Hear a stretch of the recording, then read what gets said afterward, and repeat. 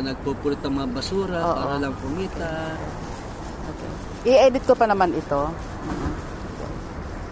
Ano nga kapatid? Nakakaubos ka naman yan, kamo? Ay, hindi naman po araw-araw nakakaubos po. Dahil po minsan pagka yung sahuran, tuwing katapusan, quincenas, after that, pagka pecha de Milagro, Oo. wala na po masyadong benta.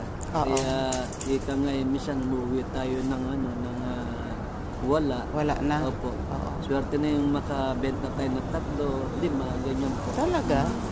Kahit naman po bagong sahod po swerte na po yung makaubos po tayo.